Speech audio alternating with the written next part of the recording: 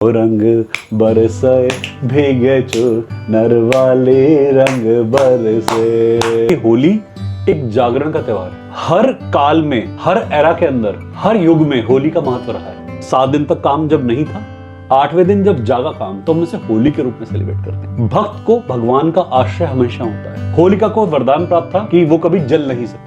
Ma'am, Holi का जो त्योहार है ना, ये अपने आप में भक्ति रस में डूबने का है। लोगों ने इसे पानी में डूबने, कीचड़ में डूबने, गंदगी में डूबने का बना दिया, जबकि ये भक्ति का एक अनन्य भक्ति का एक प्रतीक है। ऊर्जा चाहिए भी नहीं, उससे ऊपर की ऊर्जा दे रहा है। तो जो वेस्ट एनर्जी है वो कैंसर को प्रमोट करने में काम आएगी। कैंसर वो खाएगा जो आप खाएंगे।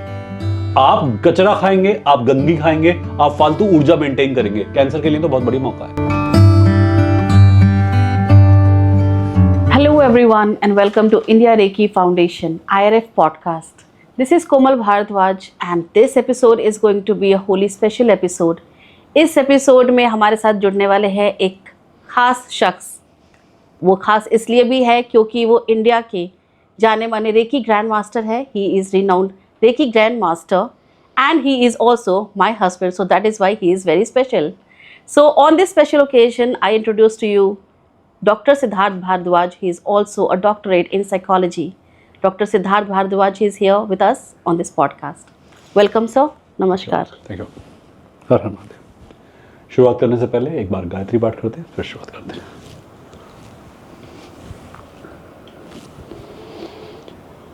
ओम भूर्भुवः स्वः तत्सवितुर्वरेण्यं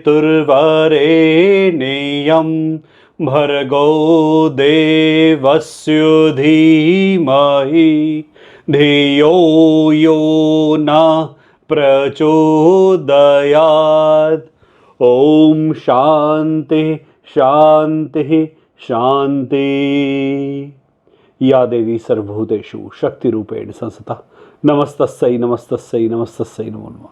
या देवी सर्वभूतेषु विद्यारूपेण संस्थिता नमस्तस्यै नमस्तस्यै नमस्तस्यै नमो नमः। हर हर महादेव, हर हर महादेव, हर हर महादेव, हर हर महादेव। नमः पार्वती पति, हर हर महादेव। अभी आपके बारे में तो हमें बहुत सारी चीज़ें पता है, बट मैं चाहती हूँ कि जो इंडिया है, जो हमारी आवाम है, जनता है, आपके बारे में और भी बहुत सारी चीज़ें जान कि आप रेकी ग्रैंड मास्टर है, you are also doctorate in psychology and what else is your main profession, आपके बारे में जो हमें भी नहीं पता हो। जब हम बहुत सारे काम कर लेते हैं तो हमें खुद को नहीं पता था कि बहुत स्पेशलाइजेशन या हमारी महारत्ता किस में है। काफ़ी सारे काम करे हैं, अभी भी कर रहे हैं, बट अगर मुझे अपने आप को एड्रेस करना हो तो मैं हीलर। रेकी ग्रैंड मास्टर हो या कोई एक टैरो रीडर हो या आप एस्ट्रोलॉजर हो, न्यूमरोलॉजिस्ट हो, बट मुझे मेरा जो एक पहचान है या मेरी पहचान है वो हमेशा एक हीलर के तौर पे समझ में आती है। डिग्रीज काफ़ी सारी है, नाम के पीछे काफ़ी कुछ लग गया है, काफ़ी क्रेडेंशियल्स हैं, बस मुझे ऐसा लगता है कि इंसान की पहचान उसकी अपनी एक फितरत से होती है और वो फितरत मेरी हीलिंग की है। यही एक शब्द है जो मुझे आप जानते ही हैं कि मुझे मेरे फादर से, मेरी फैमिली के एक लीनियज से मिला है। और अगर मेरा कोई डेजिग्नेशन कहते हुए मुझे बहुत अच्छा लगता है तो मैं healer. So is it right to call you Dr. Healer Siddharth Bharadwaj? Ma'am Dr. Healer Siddharth Bharadwaj. Ma'am doctor ना भी कहें तो चलेगा, आप मुझे सिद्धार्थ भारद्वाज भी ना कहें तो चलेगा, एक हीलर कह के बुलाए तो भी चलेगा। हमारी पहचान ना मैम हमारे नाम से, हमारे डेजिग्नेशन से नहीं होती। और मुझे लगता है जो लोग केवल से डेजिग्नेशन का या नाम का मिसयूज करते हैं, क्योंकि नाम में मेरा कॉन्ट्रीब्यूशन नहीं है। करेक्ट। मेरे सरनेम में मेरा कॉन्ट्रीब्यूशन नहीं है। Correct. मेरे पितरों की वजह से मिल गया, बट मेरे हीलर होने में एनर्जी का चुनाव है कि मुझे ऊर्जा ने चुना और मैंने इस कर्म पे पूरे धर्म के साथ पालन किया, तो मुझे हीलर कहलाने में बहुत मजा आता है। Power comes with a great responsibility. आप हीलर बन जाते हैं, आपके ऊपर सिर्फ एक हीलिंग की रिस्पॉन्सिबिलिटी नहीं है, but there are so many things that people expect out of you. आपके पास वो सिर्फ हीलिंग के लिए नहीं आते हैं, अपने मार्गदर्शन के लिए आते हैं, गाइडेंस के लिए आते हैं। इसके लिए आपके पास हर चीज़ की एक नॉलेज है और उसी में से कुछ नॉलेज में आपसे मैं भी लेना चाहूँगी regarding Holi, the festival of colours. So mainly Holi, we know we celebrate it as a festival of colours, but what is Holi? Why do we celebrate it? Holi को मैम आज हुड़दंग से जोड़ दिया है. होली को आज लोग बचाव के साथ खेलते हैं, किनारे करते हैं, गुब्बारे मारने से, किसी को रंग लगाने से, एक भद्दापन करने से जोड़ दिया. जबकि होली एक जागरण का त्योहार है. हर काल में, हर एरा के अंदर, हर युग में होली का महत्व रहा है. चाहे हम सतयुग की बात करें, हम त्रेता युग की बात करें, द्वापर युग की बात करें, कलयुग की बात करें, होली का त्योहार हमारे पास हर युग में अपनी स्पेशल इंपॉर्टेंस रखता रहा है. और मैम ये त्योहार जागने का त्योहार है. रंगों का मतलब खाली ये नहीं है कि हमारे प्लेट में कितना रंग बचा हुआ है या हमारे हाथ में कितनी मुट्ठी भर रंग की छिड़काव बची हुई है. मैम ये अंदर के 7 चक्रों की बातचीत भी है, यूनिवर्स के साथ आपका कनेक्शन भी है. अगर हम सतयुग से देखते चले, एक भक्त प्रहलाद का इवेंट आता है जहां पर उसके पिता हिरण्यकश्यप ने उसको नारायण की भक्ति करते करते परेशान होकर जलाने का प्रयास किया. हिरण्यकश्यप की बहन थी होलिका, और होलिका को वरदान प्राप्त था कि वो कभी जल नहीं सकती.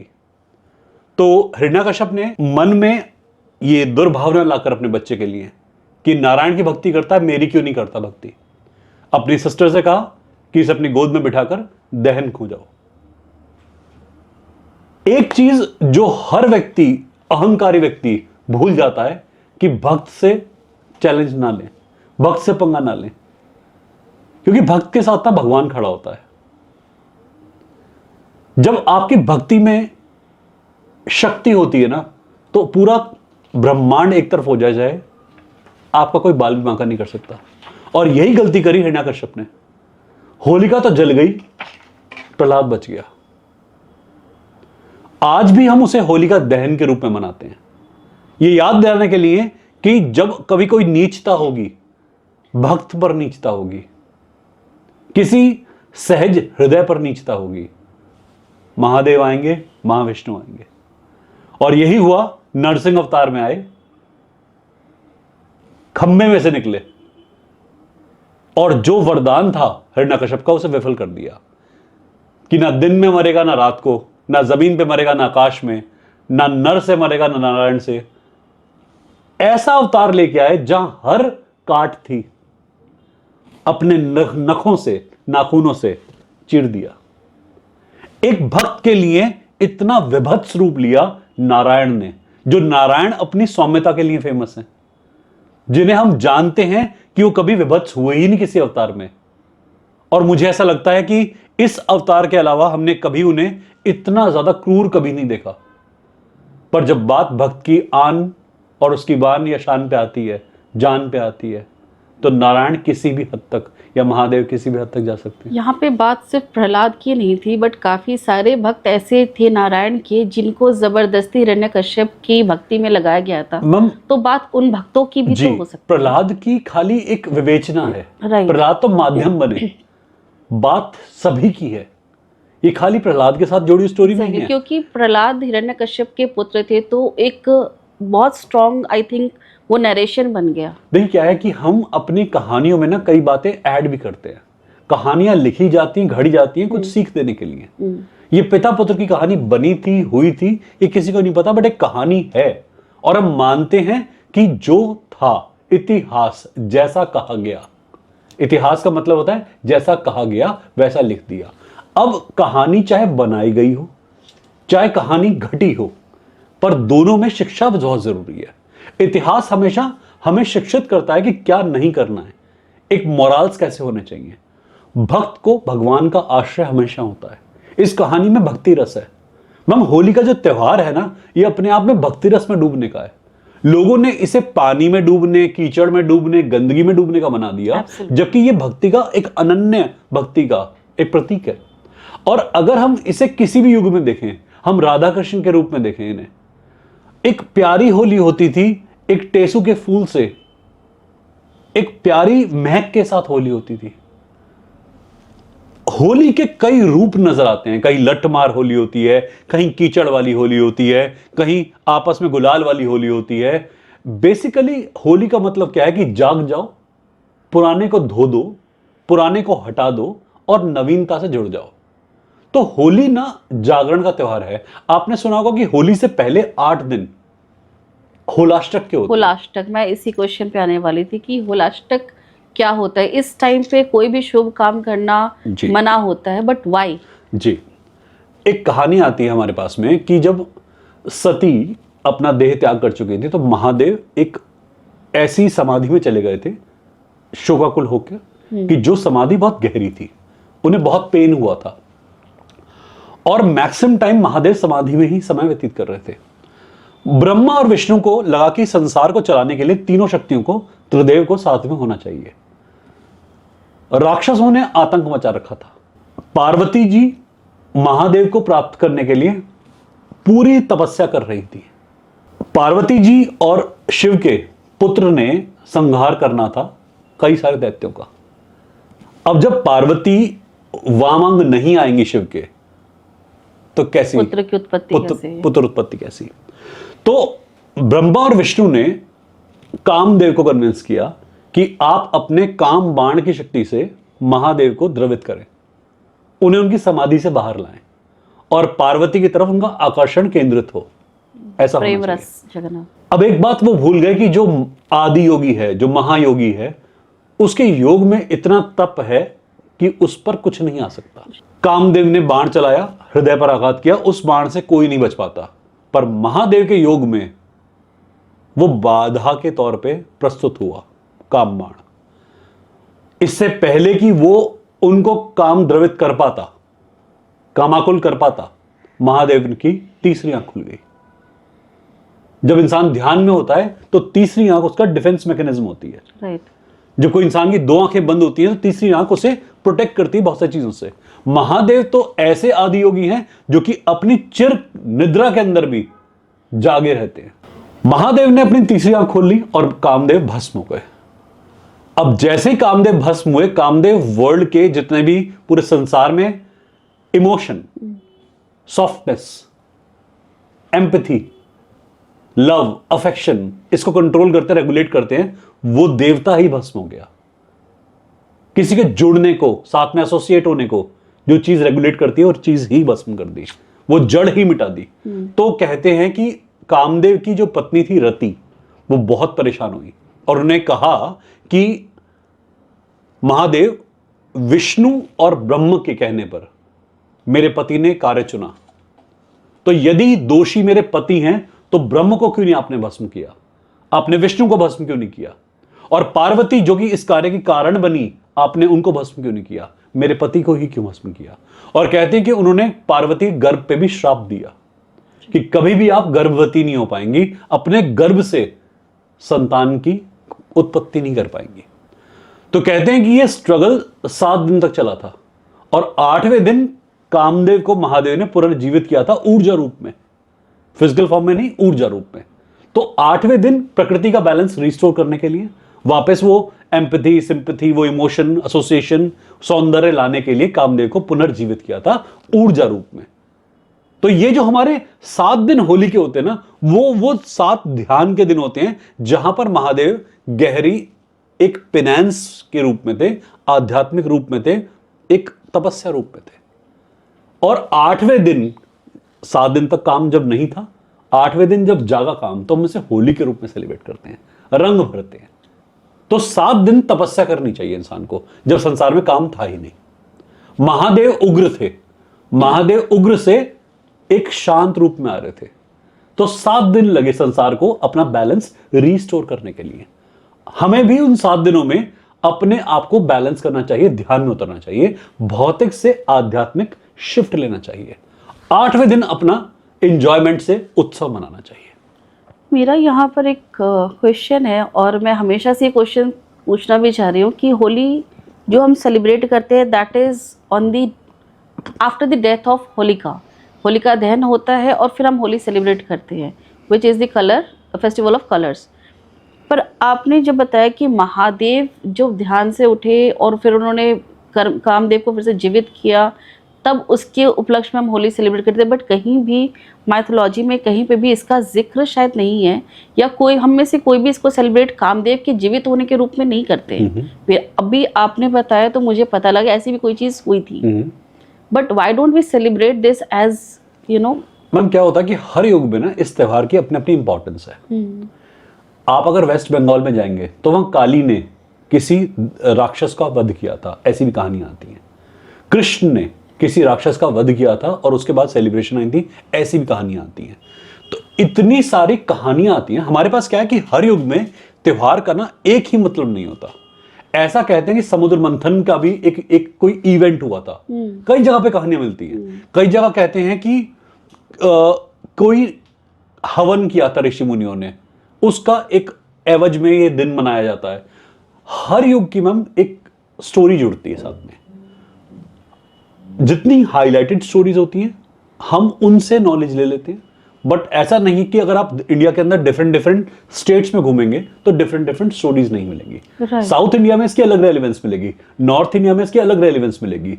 कहीं पर इसका शिव का रूप है, कहीं पर इसमें शक्ति का रूप है, कहीं पर इसमें वैष्णव रूप है। तो हर स्टोरी का एक इंप्लीमेंटेशन है, अलग अलग एप्लीकेशन है। ये जागरण का फेस्टिवल था, हर जगह जागरण से जोड़ा जाता है। ये होली का दहन के रूप में नहीं मनाया जाता। होली का दहन तो पड़ा, उससे पहले ही यहां रंग भरने शुरू हो गए थे। वो भी इससे एक दिन पहले घट गई घटना, तब ये जुड़ गई साथ में। होली का रंगों का कोइंसिडेंस, ये बाद में हुई थी घटना। पहले महादेव वाला इवेंट कहते हैं ऐसा हुआ था, उसके बाद में सतयुग के अंदर ये इवेंट हुआ था, ऐसा युग के हिसाब से कहते हैं। सेम टाइम पे दो इवेंट्स हुए थे, मल्टीपल अलग अलग युग में अलग अलग इवेंट्स हुए। क्योंकि एक युग को अगर हम और क्रॉस करें तो कहते हैं सीता जब अशोक वाटिका में थी तो वहां उन्होंने फूलों से राम को याद करके होली भी बनाई थी, तो ये भी इवेंट आता है। और उसके बाद में बात करें तो कृष्ण और राधा का तो हम पूरा स्मरण करते ही करते हैं इस त्योहार पे। तो कई सारे लेयर्स पे हमारे पास स्टोरी आती है। अब ये बनाने वाले ने बनाई या घटना हुई, ये एक अपने आप में, इनका आपस में कोई कनेक्शन नहीं है। बिल्कुल है, बिल्कुल है। यहां पर जागरण की बात है, बस प्रेम की बात है, जागरण की बात है। महादेव को भी प्रेम की प्राप्ति हुई, रति को भी प्रेम की प्राप्ति हुई, कृष्ण को भी प्रेम की प्राप्ति हुई, राम और सीता में भी प्रेम की प्राप्ति हुई। हर युग में प्रेम की विजय हुई और प्रेम जीता। प्रहलाद को एक ईश्वरीय प्रेम मिला। तो हर युग में प्रेम ही प्रेम किसी भी भाव से हो, चाहे वो एक ध्यानी का प्रेम हो, एक ज्ञानी का प्रेम हो, चाहे वो साधारण व्यक्ति का प्रेम हो, प्रेम की विजय हुई। तो ये जो त्योहार है मैम, ये प्रेम का त्योहार है, रंग का त्योहार है। त्योहार के ना नवरस होते हैं, 9 कहानियां तो मिल ही जाती हैं, हर रस की कहानी होती है। और कई बार एक त्योहार का एक ही रस सबसे बड़ा रस बन के आता है। तो हमने जितने इंडिया में त्योहार देखे वहां पर रस युक्त हैं, चाहे वो कटाई हो पौधों की। अब कई जगह कहते हैं कि फसल कटती है। हाँ, मैं इस पे भी आ रही थी, क्योंकि हर एक त्योहार जो इंडिया में हम सेलिब्रेट करते हैं that is upon an harvesting season. बिल्कुल, जैसे हार्वेस्टिंग सीजन आता है एक त्योहार वहां पर आता है। क्या है मैम, कृषि प्रधान देश है हमारा देश एग्रीकल्चर से बहुत कनेक्टेड है। तो जितनी भी चीजें होती हैं, खुशी का उपलक्ष्य क्या होता है कि जब खेत लहलहाए, जमीन जिसे हम मदर अर्थ कहते हैं, वो अपने आप को अपनी छटा बिखेर दे, सौंदर्य बिखरे, मां प्रकृति हमें कुछ दे, इससे बढ़िया खुशी तो कोई हो ही नहीं सकती। तो अगर मैं साधारण के लिए बात करूं, नवजीवन के लिए बात करूं, या एक जनमानस के लिए बात करूं, तो इससे बड़ी कोई खुशी नहीं हो सकती। हमारा पेट भरे, इससे बढ़ के खुशी क्या होगी। और इसमें हम बहुत सारे रिचुअल्स भी करते हैं ma'am, actually all over India. I think एक जो कॉमन चीज हम सेलिब्रेट करते हैं दैट इज होलिका दहन, जो I think in every state it is celebrated and every state same ही पूजा विधि है मेरे ख्याल से, कि आप उसमें you make something out of dal और आप उसको समर्पित करते हैं। सो यहाँ पर क्या रिलेवेंस है इसका? देखिए मैम, चाहे लोहड़ी हो, होलिका दहन हो, कोई हवन हो, हम अग्नि को जरूर साक्षी मानते हैं। अग्नि को साक्षी मानना आपके अंदर का शुद्धिकरण होता है। करेक्ट। ये होलिका दहन तक ही सीमित नहीं है, शुद्धिकरण तक सीमित है कि आप अपने पुराने को भस्म कर रहे हैं, अग्नि को समर्पित कर रहे हैं, और वो अग्नि आपके अंदर की अग्नि को जलाएगी, जिससे कि आपके अंदर क्रिएटिविटी की एनर्जी और बढ़ेगी। तो आप अपनी क्रिएटिविटी को एनहेंस करते हैं इन त्योहार को समझकर। और अग्नि को हम वो समर्पित करते हैं चीजें जो भी हमारे पास उस वक्त क्रॉप रोटेशन के बाद क्रॉप के सर्कुलेशन के बाद में या उगने के बाद में अवेलेबल होती हैं। तो किसान हर चीज जो पहले उगती है वो माँ को समर्पित करता है, अग्नि को समर्पित करता है। अग्नि को समर्पित करता है। हमारे हवन में भी ऐसे होता है कि हम जितनी भी चीजें हमारे गौ से प्राप्त होती हैं, हमारे धन धान्य से प्राप्त होती हैं, हम समर्पित करते हैं अग्नि को। तो पहला हम एक भोग अग्नि को लगाते हैं। राइट। इससे रिलेटेड और भी बहुत सारे रिचुअल्स है, आप उसके कुछ रिचुअल्स के बारे में बताना चाहेंगे यहाँ पर? देखिए, हम अलग अलग धर्मों के अलग अलग रिचुअल्स हैं। होली को लेकर मान्यताएं भी अलग अलग है। कई लोग गोवर्धन पूजा पे निकल जाते हैं कि कृष्ण के धाम निकल जाते हैं, गोकुलपुरी निकल जाते हैं। कई लोग आपका गुजरात की तरफ निकल जाते हैं, वहाँ पे द्वारकाधीश के मंदिर की एक परिक्रमा के निकलते हैं। कईयों के घर में पूजा अर्चना होती है कि वो अपने पास में एक फूल लाते हैं, पानी में भिगोते हैं, उसे एक त्योहार के तौर पे उसे पानी के तौर पे यूज़ करते हैं। कुछ लोग घर में गुजिया बनाते हैं, भल्ले पापड़ी बनाते हैं। आपका एक, मैं अभी कल परसों किसी से बात कर रहा था, प्रीबायोटिक ड्रिंक, आपका पोस्ट बायोटिक ड्रिंक, ये आजकल प्रीबायोटिक कहते हैं इसे, पोस्ट बायोटिक चल रहा है आजकल, बड़ा फेमस है। हम कांजी बनाते हैं, राई का पानी बनाते हैं, राई का पानी में कोई, हाँ जी, फर्मेंटेड वाटर बनाते हैं। वो आपके इस वक्त के जो अंदर के वात दोष होता है, सीजन चेंज से आपका जो भी सिस्टम है, क्लेंजिंग, मैम क्या है, हमारे त्योहार क्लेंजिंग के मार्कर भी हैं कि आपकी ऋतु परिवर्तन हो रहा है, एक ऋतु चेंज हो रही है, तो आपकी बॉडी में चेंज होना चाहिए। हर फैमिली के अंदर दही के बड़े बनते हैं, कांजी के बड़े बनते हैं, उससे आपका सिस्टम चेंज होता है। कुछ दिन का उपवास पहले रखते हैं, उसके बाद ऐसा करते हैं। जो ये होलाष्टक है उसमें 7 दिन आप कम खाना खाते हैं, अल्प आहार लेते हैं, उसके बाद में आप होली पर कांजी के बड़े खाते हैं, तो उससे आपके फर्मेंटेड फूड जाता है, प्रोटीन जाता है आपके अंदर, आपकी बॉडी सिस्टम एक ढंग से एक बैलेंस बनती है। और साथ में ये भी है कि होली जैसी ओवर होती है, जैसे होली का त्यौहार हो जाता है, उसके बाद ये एक मार्क बन जाता है कि अब से गर्मी स्टार्ट हो रही है। तो इज इट लाइक कि क्योंकि जो वड़े बनते हैं दैट इज फॉर्म ऑफ, वो उससे बनते हैं उड़द की दाल से, जो काफी गर्म होता है, तो इज दैट जी, ये आखिरी दिन में अभी खा लो, इसके बाद अभी बड़े खा सकते हो, बाकी अब उसके बाद नहीं। और बड़े के साथ भी कांजी के साथ में कि आप बर्दाश्त कर लो, आज डाइजेस्ट कर लो, हुड़दंग बचा लो, कोई बात नहीं। तो इसे कई तरीके से लेते हैं हम, कई तरीके से इसे समझ सकते हैं। पर हाँ, आपने बात सही करी, ये एक ऋतु परिवर्तन है। ये ऋतु परिवर्तन है, ये आपके अंदर की तासीर चेंज होती है कि अब से आपने अल्प आहार लेना है। कई लोग जो नॉनवेज खाते हैं, कई लोग जो नॉन वेजिटेरियन हैं, उनके लिए होता है एक ट्रिक होती है कि जिस महीने में ER ना आए, वैसे तो मांस खाना नहीं चाहिए, बिल्कुल भी नहीं खाना चाहिए, अच्छी चीज नहीं होती, पर जिस महीने में ER ना आए उस महीने में नॉनवेज मत खाइए। इन शॉर्ट, उस महीने में कोई भी ऐसी गर्म चीज नहीं खानी चाहिए। सितंबर, अक्टूबर, नवंबर, दिसंबर। नॉनवेज तो बहुत ही ज्यादा हार्मफुल है, हानिकारक है, हॉट होता है जी। तो आई थिंक मृत चीज की ऊर्जा अच्छी नहीं होती। बट जैसे कई लोग हमसे पूछते हैं कि हम नॉन वेजिटेरियन हैं, हम इसे नहीं छोड़ सकते। ऑनियन गार्लिक के बारे में क्या कहना चाहेंगे? मैम देखिए, मैं तो नहीं खा पाता। अनियन गार्लिक में भी एक गर्म तासीर होती है, और मुझे ऐसा लगता है कि यदि आपकी बॉडी ऑलरेडी गर्म है तो आप और गर्मी ना फैलाएं। मैं खाली अनियन गार्लिक की ही बात नहीं करूंगा, मैं यहाँ पे मसालों की भी बात करूंगा। जब आपको लगे, अभी हम कुछ दिन पहले लिवर के बारे में बातचीत कर रहे थे, डिटॉक्स के बारे में बातचीत कर रहे थे, कई लोग डिटॉक्स के बारे में पूछते हैं हमसे कि हम रेकी कर रहे हैं, हमारे पास रिजल्ट नहीं आ रहे, क्योंकि वो फूड डिटॉक्स नहीं करते, वो एनर्जी डिटॉक्स कर लेते हैं। क्या होता है मैम, हीलिंग का जो इंपैक्ट होता है वो फूड डिटॉक्स और एनर्जी डिटॉक्स दोनों के साथ होना चाहिए कंबाइन।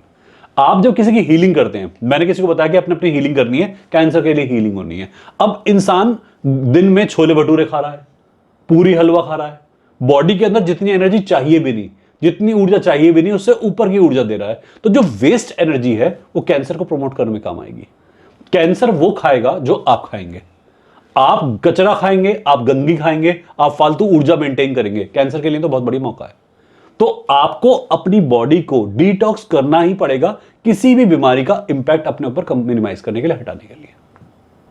इसके ऊपर भी मेरे पास बहुत सारे क्वेश्चंस है, बहुत सारे डाउट्स है जो मैं एक अलग एपिसोड में स्पेसिफिकली रेकी हीलिंग की जो एपिसोड होगा उसमें मैं इसको कवर करूंगी, बिकॉज बहुत सारे डाउट्स है मेरे जो मैं बहुत पूछना चाहती हूँ आपसे। और इसके अलावा आप एक रिचुअल्स और कराते थे जिसपे आप अपने आ जाइए फिर। जी, मैं बिल्कुल उस पर आना हूँ। मैम क्या होता है कि होली का दहन एक क्लेंजिंग का फेस्टिवल है। वहां पर हमने एक रिचुअल कराया था ये मेरे सभी व्यूअर्स इस बात को सुनेंगे और करिएगा प्लीज ये रिचुअल को। हम यहां पर अपने पुराने को निकालते हैं। राइट। तो जो भी चीज आपको लगता है आपकी पुरानी है, काम की नहीं है, उसे एक वाइट चिट के ऊपर लिख दें। A4 शीट आती है, उसे मोड़कर उसकी छोटी छोटी चिट्स काट लें और ब्लैक पेन से उसके ऊपर उन नामों को लिख दें, उन हरकतों को लिख दें, उन चीजों को लिख दें जिन्हें आप अपनी लाइफ से हटाना चाहते हैं। मान लीजिए आप कोई चाहते हैं किसी व्यक्ति का प्रभाव, आपका बॉस है, आपको बहुत तंग कर रहा है, आपके तालमेल नहीं बैठ पा रहा बॉस से, उसका प्रभाव आपकी जिंदगी पर नकारात्मक ना हो, हानिकारक रूप से ना हो, आप उसका नाम लिखें चिट पर। आपको लगता है आपका क्रोध अच्छा नहीं है, आपको अपना क्रोध हटाना है, क्रोध लिख दें एक चिट के ऊपर। एक चिट पर एक ही नाम लिखें। आपको लगता है आपके घुटने में दर्द है, आपकी बैक में दर्द है, आपको कैंसर है, कैंसर लिख दें चिट के ऊपर। जो भी चीज लाइफ से हटानी है चिट के ऊपर मेंशन कर दें और होलिका दहन की अग्नि में ये सारी चिट्स फेंक दें। होलिका दहन की अग्नि जैसे ही जलती है, प्रज्वलित होती है और उसकी ऊर्जा को मेंटेन किया जाता है, ये क्लेंजिंग एनर्जी बनती है। कई जगह पर होलिका दहन नहीं होती, तो कई बच्चों ने पूछा कि सर हम होलिका दहन वाले एरिया में नहीं रहते, दूसरी कंट्री में रहते हैं, तो यहां क्या प्रोविजन क्रिएट करें? आप कैंडल लाइट बर्न कर सकते हैं। जब होलिका दहन की ऊर्जा ना अवेलेबल हो, आप कैंडल लाइट बर्न करके उस कैंडल में पर्चियों को बर्न करें। आपके पास जो राख या ऐश क्रिएट होगी उसे ड्रेन में बहा दें। आप फील करेंगे जिस जिस चीज को आपने अपने आप से रिलीज करा है, वो चीज के साथ में आपका कनेक्शन हटता जाएगा। अगर आपके कॉर्ड जुड़े हुए उस चीज से, तो एक कॉर्ड कटिंग का प्रोसेस बन जाता है। कई लोगों को उनके घर में कई डिफिकल्टी से मुक्ति मिली, कई लोगों ने काम किया, रिलीज का काम किया, हर होलिका रिचुअल पे उनका कैंसर तक ठीक हो गया। हीलिंग ले रहे थे, ये रिचुअल कर रहे थे, 2-3 साल चला, बॉडी से कैंसर 0 हो गया। कितने ही केस आते हैं हमारे पास में कि depression, anxiety, body pain, body trauma, ये सब कंडीशन रिलीज हुई। होलिका की एनर्जी जो है ये रिलीज करने की एनर्जी है। इसे अपने फायदे के लिए हम सब यूज कर सकते हैं। आपके व्यूअर्स से मैं कहना चाहूंगा कि इस रिचुअल को, हमारे व्यूअर्स, जी बिल्कुल कॉमन व्यूअर्स जी, मैं सभी व्यूअर्स से कहना चाहूंगा कि इस होलिका के फेस्टिविटी को अपने क्लेंजिंग के तौर पे काफी यूज करें। बहुत सारी चीज़ें आपने बताई। इस रिचुअल को करने का कोई एक स्पेसिफिक टाइम है?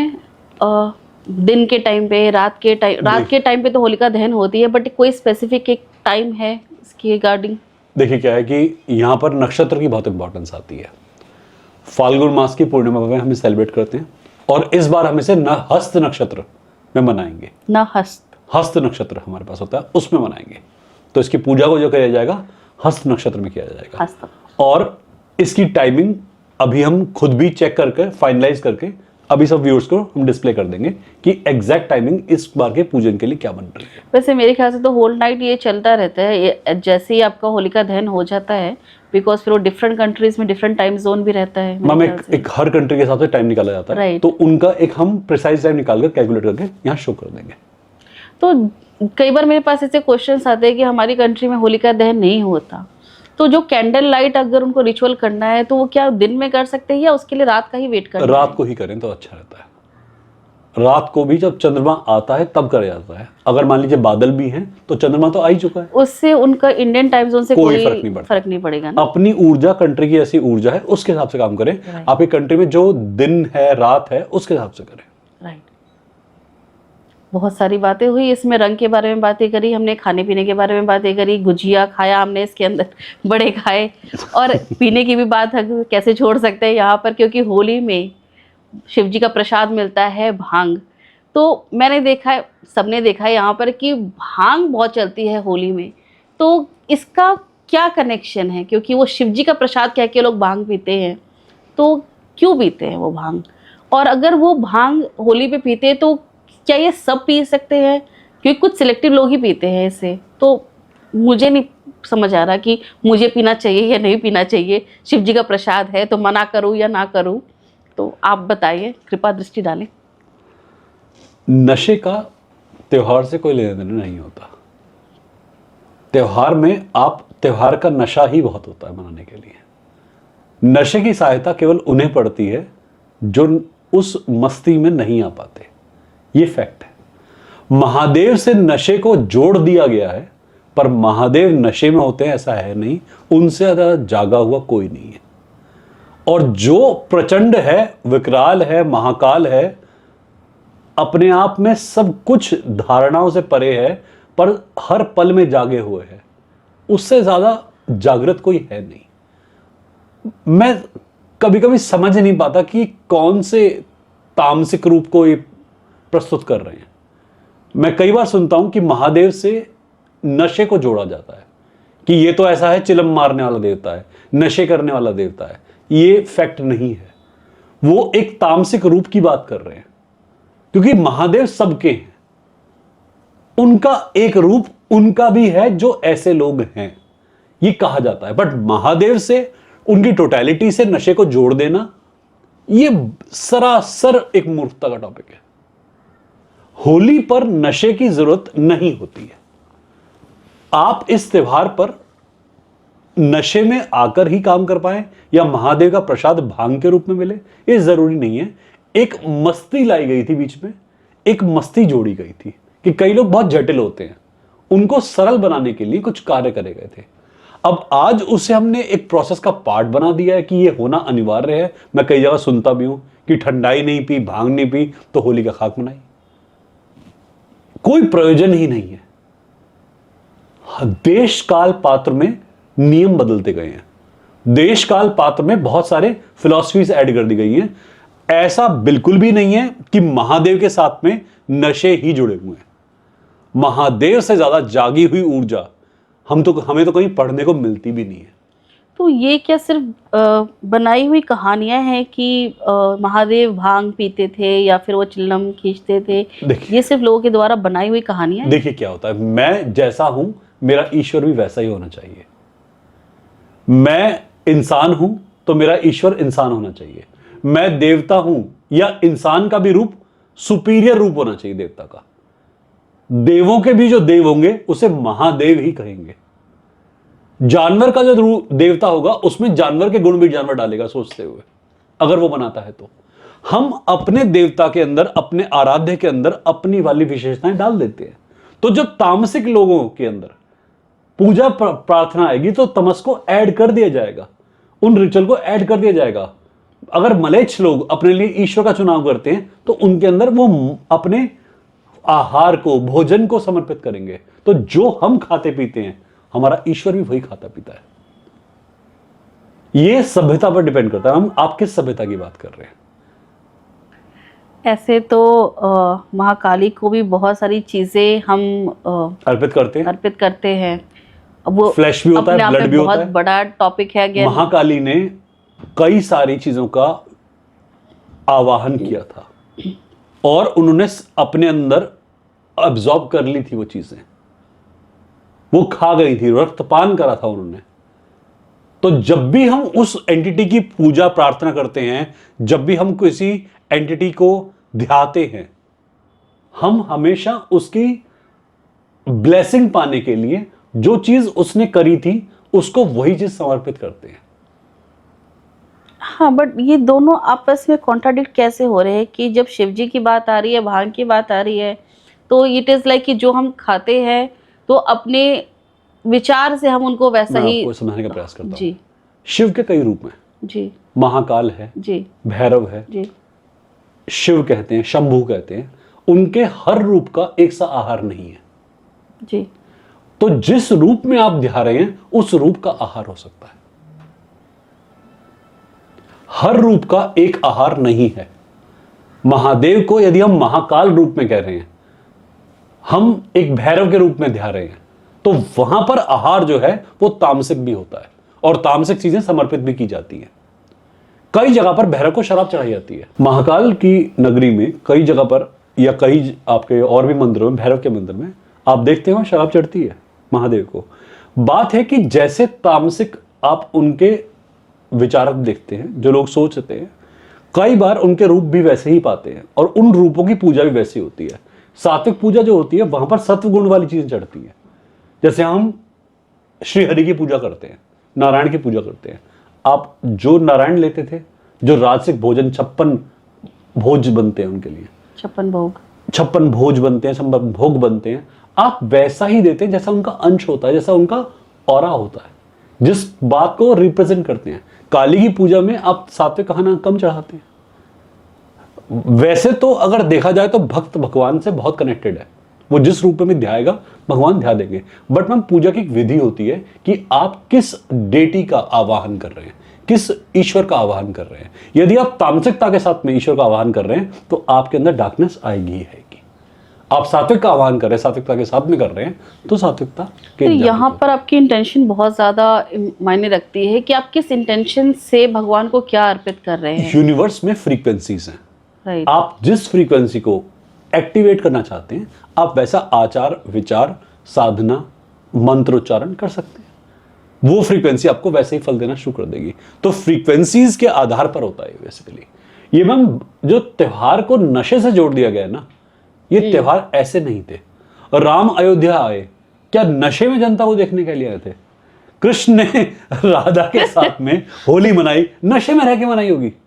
ये क्या मूर्खता है। प्रेम में इंसान कैसे हो सकता है? नशे के अंदर होश नहीं होता अपने हाथ पैरों का। और आप देखती तो है सोसाइटी के अंदर लोग नालियों में पड़े होते हैं, घरों के अंदर बेहोश पड़े होते हैं। त्योहार कहां मन रहा है? शादी ब्याह होते हैं, वो शराब पीकर दारू पीकर अपने नशे में खोए होते हैं। मैम नशा इंसान को ना एक अपनी सहूलियत के लिए दिया गया या उसने ले लिया और फिर उसी को ही त्योहार से जोड़ दिया।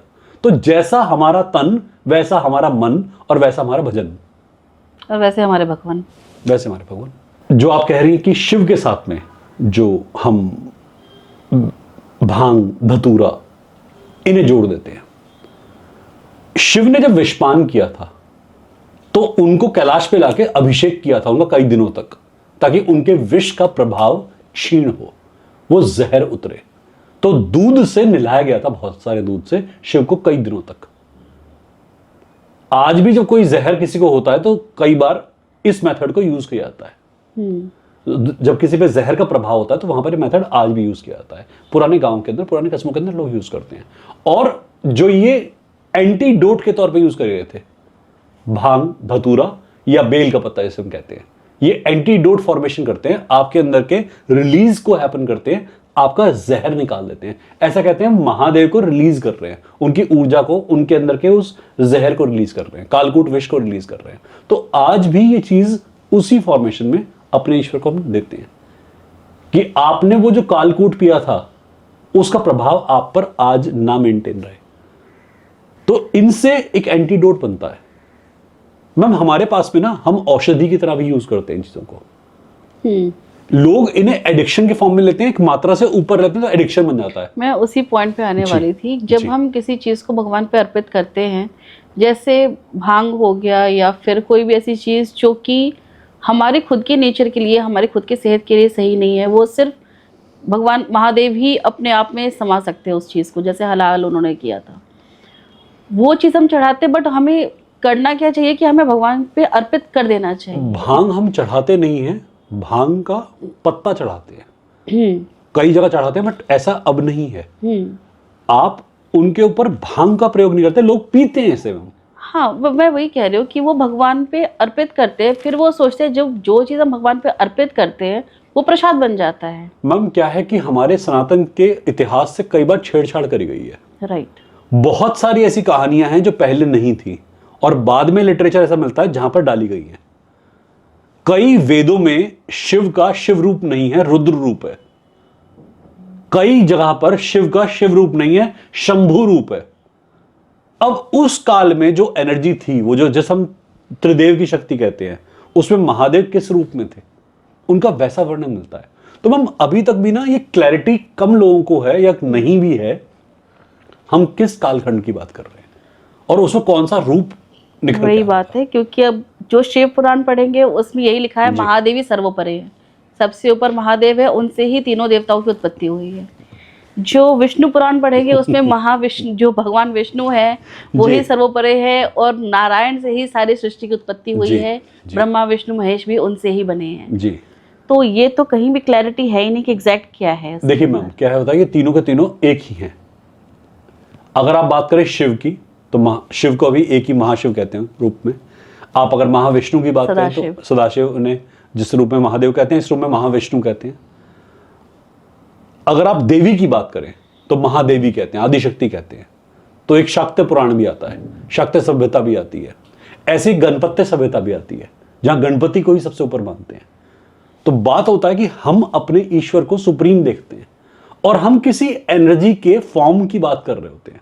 जब ये चीजें ओरिजिनेट हुई थी तो एक शिक्षा थी पीछे, और वो शिक्षा का जिसने उस ज्ञान को देखा, ऊर्जा रूपी ज्ञान को देखा, उसने उससे ज्ञान लिया। किसी को ज्ञान कैसा दिखा, किसी को ज्ञान कैसा दिखा, ये देखने वाले के ऊपर था ज्ञान कैसा दिखा। ईश्वर अलग अलग नहीं होते, ऊर्जा एक ही थी। उसे देखने वाले का दृष्टिकोण बनता गया कि महादेव ऐसे दिखे। महादेव कोई दिखने वाली चीज नहीं है, महसूस होने वाली चीज उस पे भी आने वाली हूँ, क्योंकि मुझे शिव जी के बारे में बहुत सारी बातें आपसे करनी है जी। पर उससे पहले जो हमारा ये होली स्पेशल जो पॉडकास्ट चल रहा है मैं उसको एक लास्ट क्वेश्चन करके उसको मैं यहाँ पर ओवर करूंगी जी। लास्ट क्वेश्चन, होली के टाइम पे जो आपने रिचुअल्स बताए, ऐसे आपका एक रिचुअल है, बहुत सारे ऐसे रिचुअल्स और भी होंगे, तंत्र मंत्र भी उस टाइम पे बहुत सारे चलते होंगे, और तो मुझे लगता है कि उस टाइम पे कोई अलग सी एनर्जी क्रिएट होती है जो किसी के लिए तो अच्छी हो सकती है, बट अननोइंगली कुछ इवेंट्स ऐसे हो सकते हैं जो आपके लिए सही ना हो। तो ऐसे कुछ प्रिकॉशंस हमें लेना चाहिए ऐसे होली की नाइट या होली के 8 दिनों में, या क्या इसके बारे में आप बताना चाहेंगे प्रिकॉशन? जितने भी त्योहार आते हैं ना, उसमें हम अपना अल्प आहार रखें, अपने आप को आध्यात्मिक रूप से मजबूत रखें, ध्यान में थोड़ा ज्यादा उतरें, बजाय इसके कि पार्टी के नाम पे अपनी बॉडी में कुछ भी डाल लेना, बजाय कि फेस्टिविटी के नाम पे कुछ भी खा लेना। और वीक होता है उससे अपना आप तमस बढ़ा लेते हैं। आप अपने अंदर का तमस इतना बढ़ा लेते हैं कि आप नेगेटिविटी अपनी हैंडल भी नहीं कर पाते, और फिर त्योहार को मनाना दूर, आपको त्योहार पे एक डिप्रेशन होता है। बहुत लोग ऐसा फील करते हैं कि त्योहार दुनिया मना रही होती है और वो अंदर से परेशान होते हैं। जब बहुत इंजॉय कर रही होती है दुनिया, उन्हें चिड़न मच रही होती है क्योंकि उनके अंदर का वो बैलेंस ऑफ हो गया। तो इंसान यदि अपने अंदर को बैलेंस में लेके आएगा, त्योहार का एक बहुत खूबसूरत रूप उसके सामने आएगा। मैम, हर त्योहार का ना जागरण से मतलब जोड़ा गया था। आज क्या है कि पॉम्प एंड शो से जोड़ दिया है कि आप जितना पाखंड करेंगे, जितना धूम करेंगे, दिवाली पे जितने पटाखे फोड़ेंगे, आपकी खुशी उतनी बड़ी है। मैम, मुझे जो मेरा पर्सनल एक्सपीरियंस है और जो मेरा अपना मानना भी है, मत भी है, वो ये है कि यदि मैं अपने मित्रों के घर जाऊं और वहां दीपक प्रज्वलित करूं, दीपक जलाऊं, अपने घर में दिए जलाऊं, मैम मुझे नहीं लगता इससे खूबसूरत दिवाली हो सकती है। साथ में मिठाई शेयर हो ना हो, एक साथ में कुछ समय शेयर हो जाए, मिलें आपस में और अच्छे ढंग से इस एक दिन एटलीस्ट अपनी दिवाली का त्योहार ही मिलन का है, जहाँ पे रोशनी को धमाके से जोड़ दिया, एक विभत्सता से जोड़ होली दिया। के पटाखे भी आने लगे, रंगों के पटाखे आते हैं। मैं देखता हूं कि कलर के नाम पे इतना बुरा अस्थमा की दिक्कत हो रही है, ब्रोंकाइटिस की दिक्कत हो रही है, और खाने पीने में कोई फिर परहेज नहीं है। होली के बाद, दिवाली के बाद हॉस्पिटल की हालत देखिए, पेशेंट का नंबर देखिए कितने भरे पड़े मिलते हैं। त्योहार का मतलब होश में आने का था, ये कहीं और चला गया। कलयुग है, सोच का फर्क है, कलयुग तो है ही है, फिर एक सोच का फर्क आता है। होली के लिए मेरे जितने क्वेश्चंस थे, अभी मेरे बहुत सारे डाउट्स क्लियर हो गए हैं, लेकिन बिना आपके रंग बरसे गाए मेरा ये पॉडकास्ट नहीं होने वाला होगा। तो रंग बरसे तो कुछ लाऊं गर्म पानी। ये मेरा फेवरेट गाना है हमेशा। मेरा भी। हम होली पे इससे सेलिब्रेट करते हुए एंजॉय करते हैं इस गाने पे। मेरे पिता काफी अच्छे तरीके से सिखाते थे, हालांकि गले का साथ आज नहीं है मेरे नहीं है सर, बिल्कुल है, ये बहाने तो आज होगा नहीं, बिल्कुल। ओके।